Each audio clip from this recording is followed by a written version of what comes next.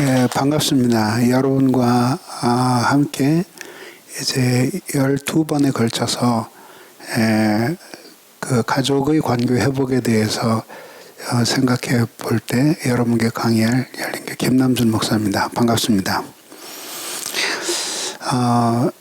가족에 대해서 먼저 생각할 때 가족이라고 하는 것은 먼저 엄마 아빠가 있고 자녀들이 생기고 그 엄마 아빠가 할머니 할아버지가 되고 하면서 가족이 이루어지는 것이죠. 그래서 오늘 첫 번째 시간에는 하나님이 남자와 사람을 남자와 여자로 지으신 것에 대해서 생각해 보도록 하겠습니다.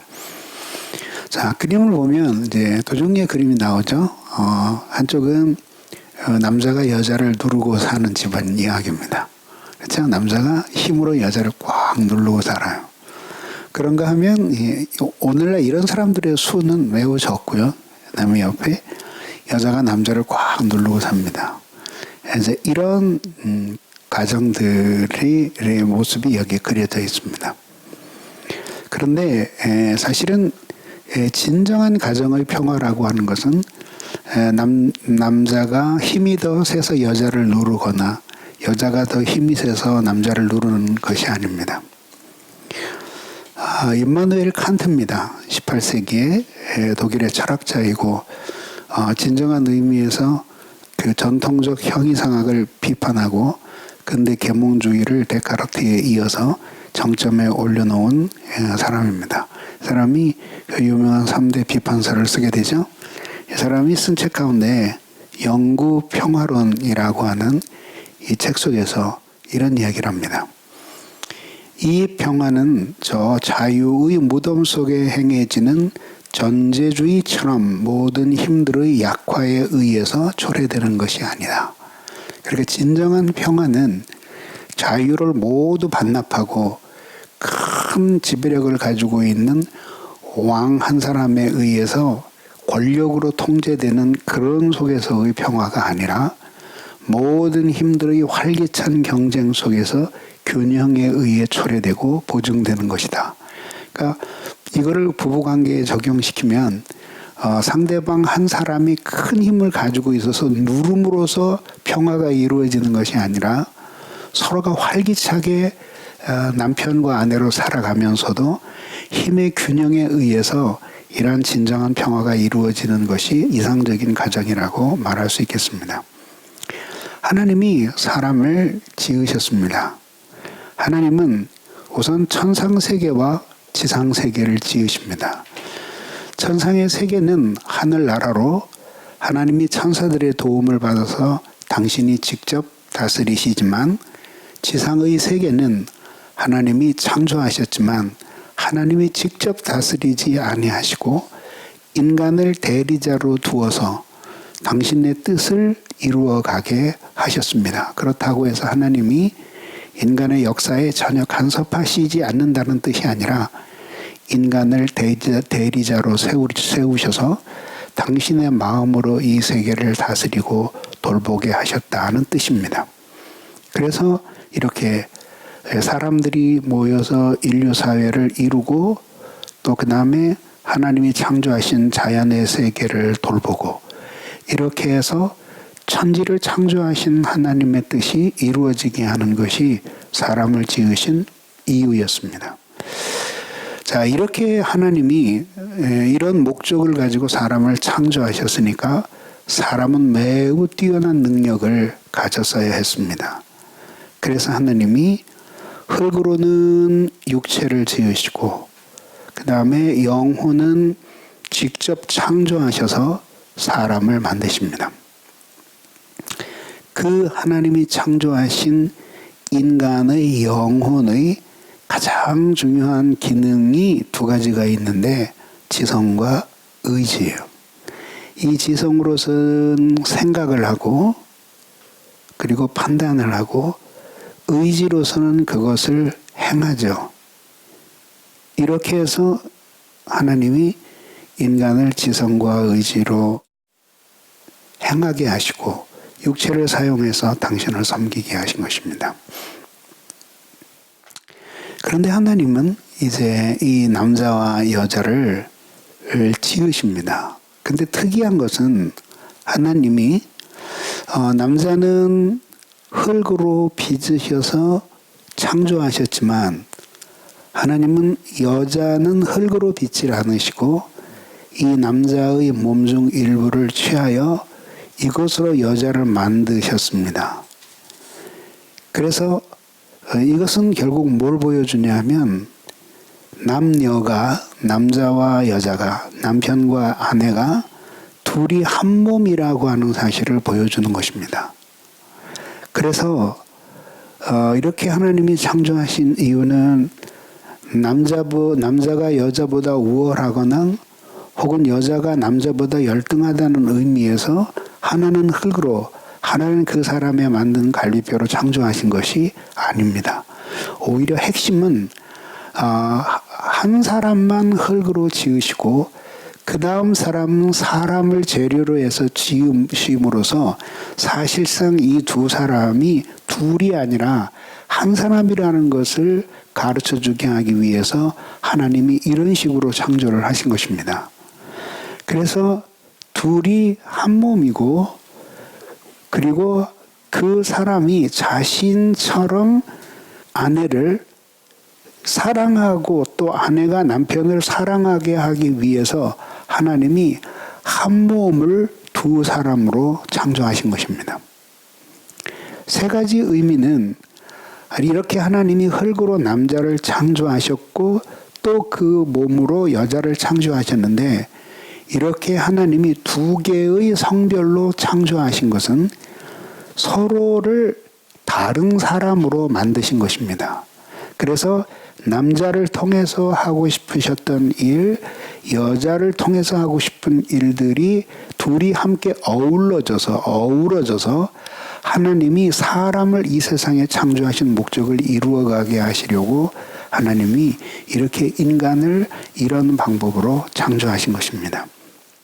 하나님으로부터 창조된 남성과 여성이 있죠. 그 사람이 아이를 낳으면은 그 다음에 그 남편은 아버지가 되고 그 여성은 어머니가 됩니다. 근데 가만히 생각해 보면 하나님의 성품 안에 이미 아버지의 마음도 담겨 있고 어머니의 마음도 담겨 있습니다.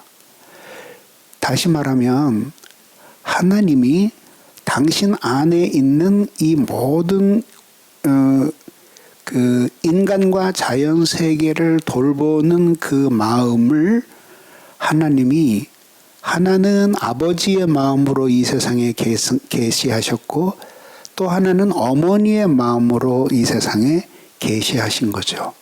그럼 우리들이 아버지의 마음은 어떤 마음일까요? 규칙, 엄격함, 인간 사는 도리 이런 거를 가르쳐 주는 것이 아버지의 마음이라면 어머니의 마음은 긍휼히 여기고 사랑하고 돌보고 하는 것이죠. 원래 죄가 들어오지 않았더라면 아버지의 마음에는 이런 어머니의 마음이 스며들어가 있고 어머니의 마음에는 이런 아버지의 마음이 스며들어가 있었을 터인데 죄 때문에 이런 아버지의 마음속에는 폭력과 그리고 무자비함 혹은 자녀들을 향한 과도한 징계 이런 것들이 들어오고 어머니의 마음에도 이런 결함들이 들어오게 됩니다. 아무튼 그 아버지와 어머니 사이에서 아이가 태어납니다. 태어난 이 아이가 이렇게 성장하고 마지막에 노인으로 늙어가요. 물론 엄마 아버지는 이 어느 시점에서 세상을 뜨겠죠. 그때까지 엄마 아버지의 그 두 성품의 돌봄을 받으면서 아이는 참된 인간성을 갖게 되는 것입니다. 이것이 하나님이 남자와 여자로 창조하신 이유입니다. 이것을 통해서 한 사람이 온전한 사람으로 살고 또 변화되어 가게 하시기 위함입니다. 성경에 보면은 하나님이 내가 그를 위하여 돕는 배필을 지으리니 하십니다. 그래서 이 사람이 아담이고 그리고 이 사람이 하와입니다. 원래 이 하와라는 말은 생명이라는 단어예요. 그래서 여기 보면 하나님이 그를 위하여라고 했는데 원래 히브리어 성경에는 케네게도라고 나와요. 이건 정확하게 번역하면 그의 맞먹는 혹은 그와 상응하는 이런 뜻입니다. 그러니까 그를 위하여 이 사람을 위해서 종속된 존재로 창조된 것이 아니라 그를 위하여 그에게 상응하는 존재로 여성이 창조된 것입니다. 돕는 회필이라고 했는데 이 의미도 원래 히브리 말로 에제르라는 단어인데 이게 원래 응원군이라는 뜻이에요. 전세가 기울어져 가고 있을 때에 달려와서 도와줌으로 그 전쟁을 승리로 이끄는 사람이에요. 그러니까 이걸 통해서 내릴 수 있는 결론은 뭐냐면 그를 위해 돕는 배필을 지으리라고 한 이 성경은 남성에 대한 여성의 종속을 의미하는 구절이 아니다. 오히려 이것은 남녀가 서로 평등하고 질서 있는 관계를 가져야 하며 또 남자의 모자라는 부분을 여자로부터 여자의 모자라는 부분을 남자로부터 채우게 하기 위해서 하나님이 이렇게 남녀로 만드신 것이고 이 둘을 함께 만나게 하신 이유가 바로 이 때문이다 라는 것을 보여주는 것입니다. 그림에 보면 이제 아담과 하와가 함께 곡식을 심는 장면이 나와요.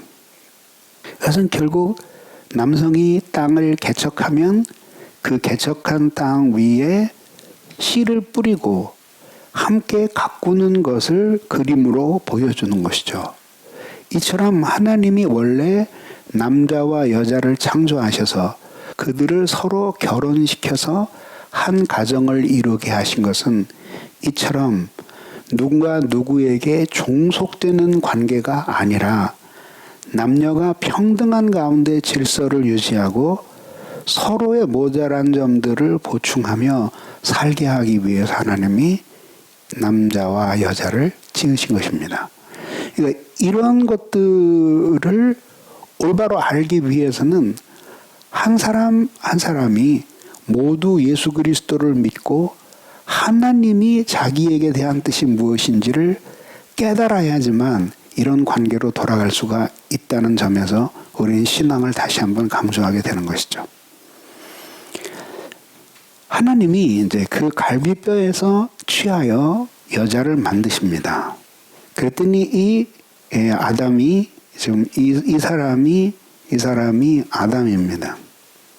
그러니까 이 아담이 고백하는 바가 뭐냐면 이는 내 뼈 중의 뼈요 살 중의 살이라고 말하죠. 근데 이 무엇 중에 무엇이라고 하는 말은 히브리 문학에서 the best, the 최고를 가리키는 것입니다. 그래서 이것은 뭐냐면 이 하나님이 이 여자를 창조하셔서 당신에게로 데려오실 때 아담의 마음속에 있었던 사랑이 얼마나 크고 진실한 것이었는지를 보여주는 것입니다. 그러니까 우리가 예수님의 가르침에 이웃을 내 몸과 같이 사랑하라 말씀하시잖아요. 이게 심오한 뜻을 가지고 있는 말이에요. 그 예수님의 그 말씀이 오늘 지금 여기에 나오는 거죠. 하나님이 인간을 창조하셨을 때 아담이 하와에게 남긴 첫 번째 고백이 이는 내 뼈 중의 뼈요 살 중의 살이라. 가장 소중하게 여기는 거죠. 오늘 아침 오다가 넘어졌어요. 그래서 어제 몸이 좀 안 좋아서 계속 한 12시간 동안 누워 있었는데 좀 어지러웠어요. 건너다가 탁 넘어졌는데 여기 이렇게 일어났더니 뭐 핸드폰도 떨어지고 막 그래서 주섬주섬 차렸는데 다행히 다친 데가 없는 줄 알았더니 손이 확 까졌어요. 그래서 많이 까졌어요. 그래서 굉장히 아파요. 근데 이게 자신의 몸에 어떤 그 상처가 나면 그 아픔을 온몸으로 느끼듯이 이렇게 아내에게 어떤 고통이 있으면 그것을 남편이 절절하게 느끼도록 하나님이 그렇게 인간을 창조하신 거죠. 그래서 이것은 이렇게 두 사람만 그렇게 하라는 게 아니라 온 인류가 서로에 대해서 그렇게 느끼는 사회가 진정으로 사랑의 사회예요. 그러니까 예수님이 이웃을 내 몸과 같이 사랑하라 하는 이 말씀이 신약시대의 새 계명의 핵심이라면 이것은 하나님께서 인간을 남자와 여자로 창조하셨을 때 그때 이 두 사람 사이에 있었던 사랑의 관계를 표상하고 있는 거죠. 그래서 있는 내 뼈 중에 뼈요 살 중에 살이라 하는 이 그 말씀은 이렇게 중요한 것입니다. 그래서 이제 여기에 보면 이렇게 아담과 하와가 등장합니다. 둘이 함께 하고 만약에 죄가 들어오지 않았더라면 이 두 사람이 이제 이런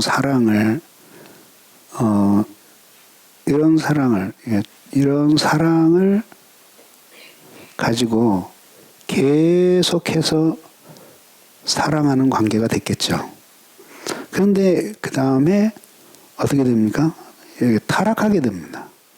그래서 이제 미끄러지게 되죠. 이러고 난 다음서부터는 이렇게 서로 사랑하여야 할 관계가 이런 사랑의 관계가 되지를 못하는 거죠. 그래서 아담과 하와에게서 태어난 가인, 그 다음에 아벨, 둘 사이가 이는 내 뼈 중의 뼈요 살 중에 살이라 할 정도로 사랑스러운 관계가 됐어야 됐는데 살인을 하게 되는 거죠. 그리고 한 사람이 죽임을 당하게 되는 거예요. 그 광경이 아담과 하와에게 얼마나 충격적이었을까요?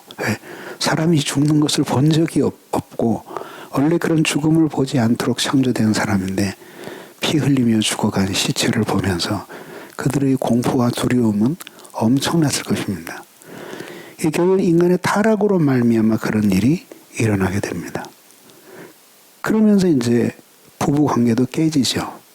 그래서 남성이 여성에 비해서 우월한 힘을 가지고 있으니까 사회, 제도, 권력 이 모든 부분에 있어서 우위를 차지하면서 여성들을 억압하는 거죠. 그래서 아예 그 사람의 숫자에다 계산을 안 하고 재산의 일부처럼 사고 팔기도 하고 하는 끔찍한 일들이 일어나게 되는 거죠. 그런 사회 속에서 인류가 계속되어 오면서 이런 가정에 담겨진 하나님의 소중한 뜻들이 무시되어 온 거예요. 그 결과 그럼 남성들은 행복하냐 하면 행복한 삶을 살지 못하는 거죠. 그러면서 하나님이 이렇게 관계가 깨어졌기 때문에 이는 내 뼈 중의 뼈요 살 중에 살이라고 사랑하며 살아야 될 관계가 깨져요. 그러니까 남편이 아내로부터 그런 것들을 체험을 받지 못해. 그럼 당연히 아내도 남편으로부터는 체험을 받지 못하죠. 그러면 그런 참된 행복을 잃어버리고 사니까 그런 행복을 다른 데서 채우려고 하겠죠. 그것이 인간을 점점 더 타락하게 만들고 인간으로 하여금 잘못된 삶을 살게 만들고 그 고통은 다시 인간에게로 돌아오는 거죠. 그것만이 문제가 아니죠. 자녀들이 부모를 통해서 그런 올바른 관계를 배우지 못하게 되니까 자라서 결혼을 해도 어떻게 아내를 사랑하고 남편을 존중하고 서로 함께 평등한 가족 관계로 살아가야 될지에 대한 그림을 못 그려요. 그러면서 타락하고 잘못되어 가는 사회가 된 거죠. 자, 이런 속에서 하나님이 그런 사람들을 내버려 두시면 인류 사회가 너무 불행해지게 될 것이 너무 분명했습니다.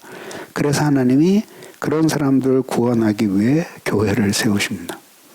그래서 교회를 세우셔서 참 인간의 하나님이 남자를 창조하신 도리와 여성을 창조하신 도리가 무엇인지를 깨닫게 하셔서 그래서 원래 남편과 아내의 사랑의 관계로 돌아가도록 하나님이 만드시는 거죠.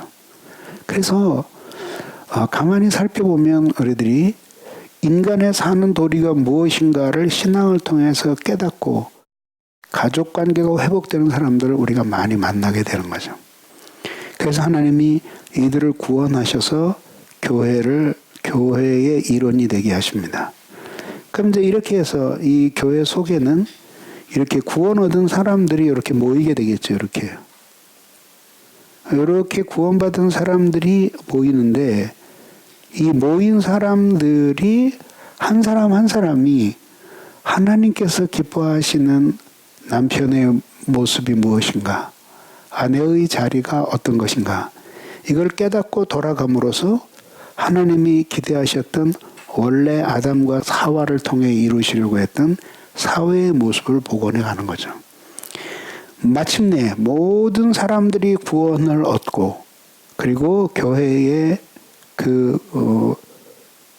신자가 된 이후에 하나님의 나라가 완성될 때가 오는데, 그때에는 모든 인류가 서로를 깊이 사랑하게 되는 때가 옵니다. 그래서 남편과 아내만이 아니라 모든 인류에 대해서 서로를 사랑하기를, 이는 내 뼈 중의 뼈요 살이라는 마음으로 서로 사랑하게 되는데, 이것이 바로 하나님께서 여자를 만드실 때 흙이 아니라 남자의 갈비뼈로 만드신 하나님의 커다란 계획이에요. 자, 여기 보면은 이제 사람이 있습니다. 남자와 여자가 있고, 그 남자와 여자에게 하나님이 생명과 사랑을 부어주십니다. 그래서 남녀가 이는 내 뼈 중의 뼈요 살 중의 살이라고 고백했다고 하더라도 그 사랑을 계속 지속할 수 있는 힘이 사람에게는 없어요.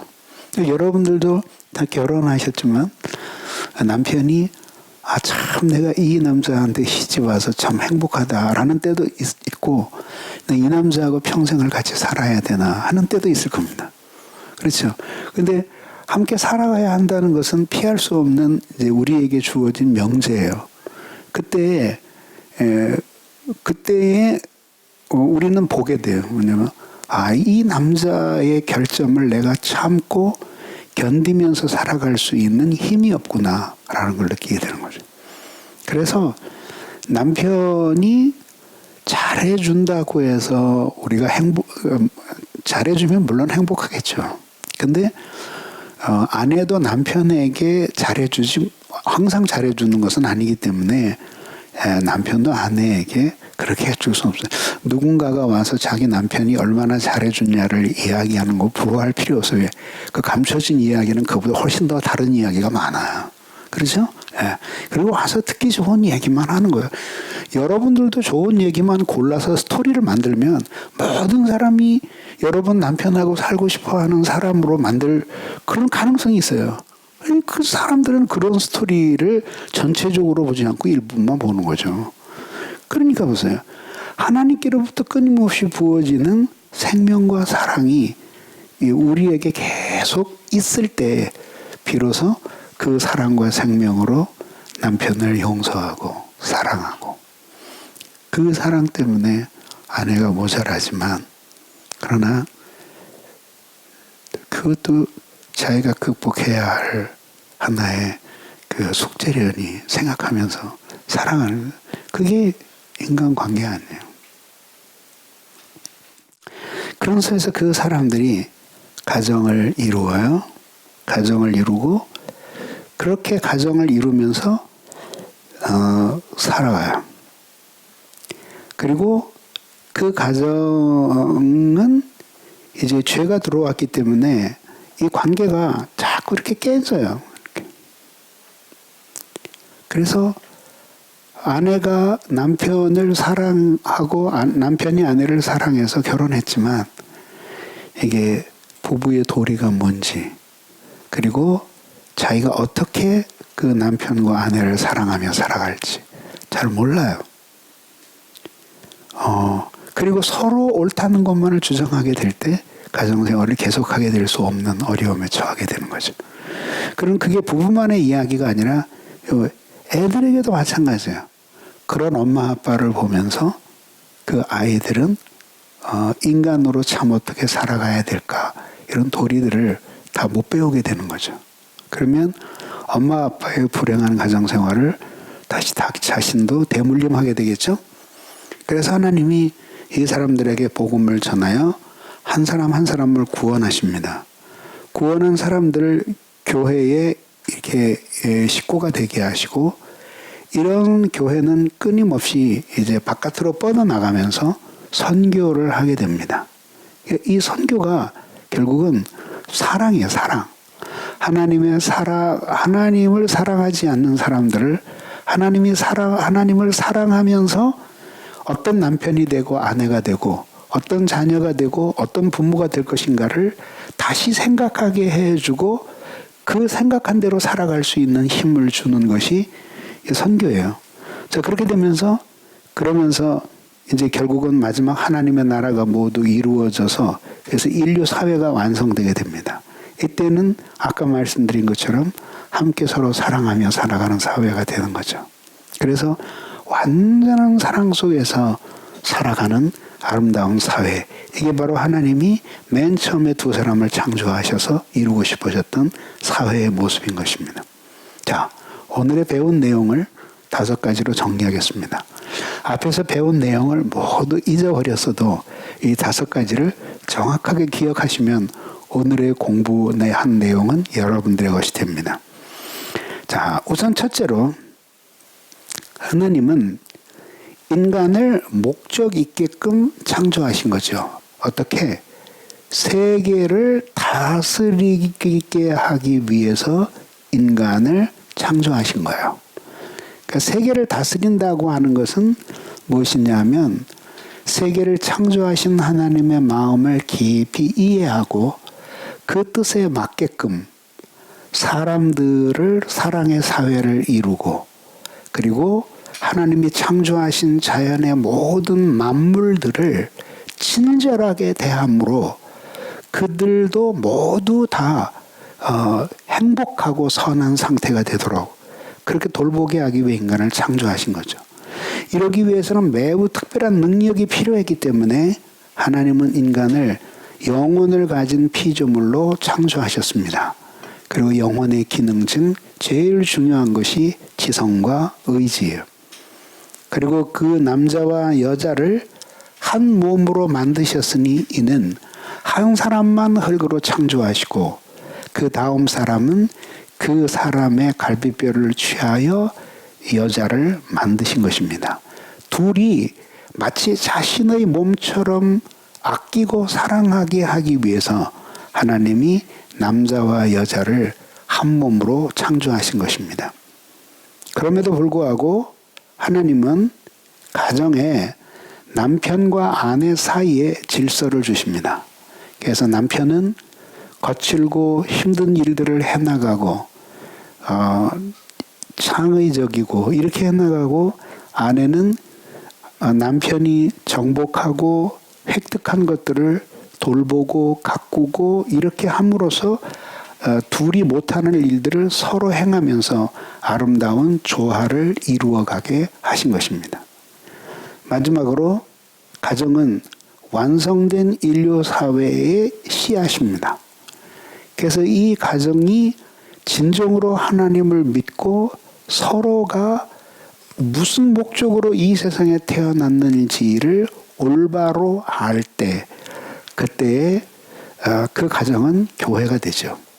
그 교회 안에서 사람들이 서로를 사랑하고 긍휼히 여기고 허물을 용서하고 자기 있는 소유들을 함께 나누면서 서로 살아가게 되는데 그런 사랑의 삶이 결국 미래에 이런 인류 사회가 보여주어야 할 그 사랑의 사회의 모습을 미리 보여주는 것입니다.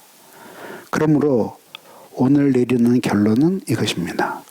하나님이 우리를 사람으로 창조하셔서 가정을 이루게 하셨으니 우리가 남편과 아내가 서로를 진실하게 사랑하고 긍휼히 여기며 하나님이 우리에게 주신 자연의 만물들을 친절한 마음으로 대하면서 살아가게 하기 위해 하나님이 우리를 인간으로 창조하신 것입니다. 여러분들의 가정이 이렇게 남편과 아내 사이의 관계를 잘 이해함으로 행복한 가정이 되시기를 주님의 이름으로 빕니다.